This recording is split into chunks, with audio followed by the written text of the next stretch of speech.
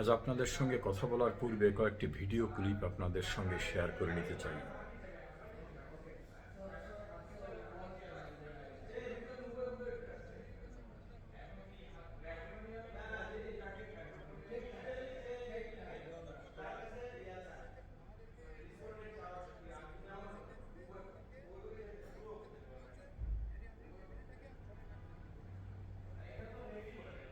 আমরা আরও একটু একই জাতীয় কিছু ঘটনা দেখে আসি।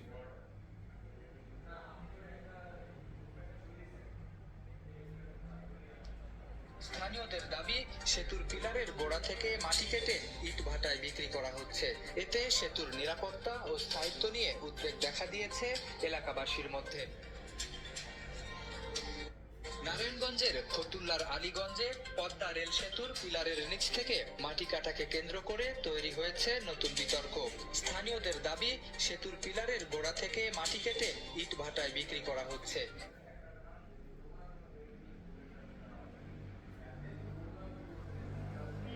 দেখতে পাচ্ছেন কিভাবে মাটিগুলি খনন করে নিয়ে যাচ্ছে। আসলে কোনো সাংবাদিক কি এই বিষয়টা কি দেখে না? হ্যাঁ, এরা কি মাটি নেওয়ার জন্য আর কোনো জায়গা নাই? তাদের পদ্মা সেতুর যে সড়কটি গেছে একটি ট্রেন লাইনে, সেই পিলারের নিচ থেকে মাটিগুলি এভাবে নিয়ে যাচ্ছে। বাকি দেশের দামে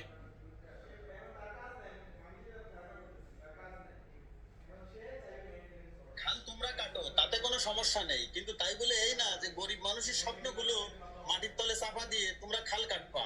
এ কোন ধরনের খাল কাটা তোমাদের? খাল তোমরা কাটো, তাতে কোনো সমস্যা নেই, কিন্তু তাই বলে এই না যে গরিব মানুষের স্বপ্নগুলো মাটির তলে চাপা দিয়ে তোমরা খাল কাটবা। এ কোন ধরনের খাল কাটা?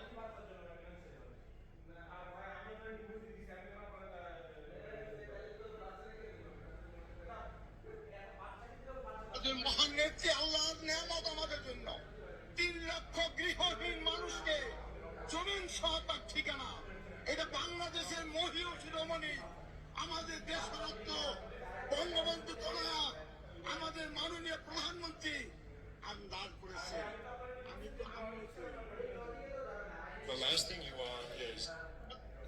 আমি আপনাদের কিছু দৃশ্য দেখালাম কিভাবে খাল কাটার নামে গৃহহীনদের বাড়িঘর উচ্ছেদ হয়ে যাচ্ছে, সেই বাড়িঘরের ভিতর মাটি ফেলানো হচ্ছে এবং খাল কাটার কারণে গৃহহীনরা শেখ হাসিনা প্রধানমন্ত্রী থাকা অবস্থায় তাদের যে মৌলিক চাহিদা সংবিধানের 15 অনুচ্ছেদে যে অন্ন, বস্ত্র, বাসস্থান, চিকিৎসা, শিক্ষা, সেই বাসস্থানের নিশ্চয়তা তিনি দিয়েছিলেন।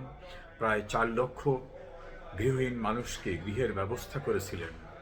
এখন মাটি কেটে তাদের ঘরের ভিতর সেই মাটি ফেলা হচ্ছে, অর্থাৎ সেই ঘর বসবাসের অনুপযুক্ত হয়ে যাচ্ছে, ভেঙে যাচ্ছে। অন্যদিকে পদ্মা সেতুর যে রেল লাইনের পিলার, সেই পিলারের গোড়া থেকে মাটি কেটে নেওয়া যাওয়া হচ্ছে। এর ফলে হয়তো দেখা যাবে যে পদ্মা সেতুর চলাচল বন্ধ হয়ে যাবে, এই লাইনটি বন্ধ হয়ে যাবে এবং প্রকাশ্য দিবালোকে এটা করছে। সড়ক ও সেতু মন্ত্রী একটা ব্যাখ্যা দেওয়ার চেষ্টা করছেন, কোনোভাবেই গ্রহণযোগ্য না। দুইটা বিষয়, বাংলাদেশের বিস্ময়কর সৃষ্টি পদ্মা সেতু, বঙ্গবন্ধু কন্যার সৃষ্টি, সেটাকে ধ্বংস করার প্রক্রিয়া চলছে। যেটা ডক্টর ইউনূসের একজন উপদেষ্টা বলছিল এটা অপ্রয়োজনীয়, বিএনপির একাধিক নেতা বলছেন অপ্রয়োজনীয়, অথচ বাংলাদেশের 21টি জেলার সঙ্গে যোগাযোগ ব্যবস্থার উন্নয়নের এই বিস্ময়কর পদ্মা সেতুটি অভাবনীয় অর্থনৈতিক, সামাজিক সমগ্র বিষয়ে উপকার করেছে। আর গৃহহীনদের বাড়িঘর এখন ভেঙে দেওয়া হচ্ছে খাল কাটার নাম নিয়ে। এই ভয়াবহতা দেখার কি কেউ নেই?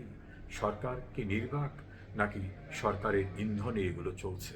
সেটাই এখন জনমনে প্রশ্ন।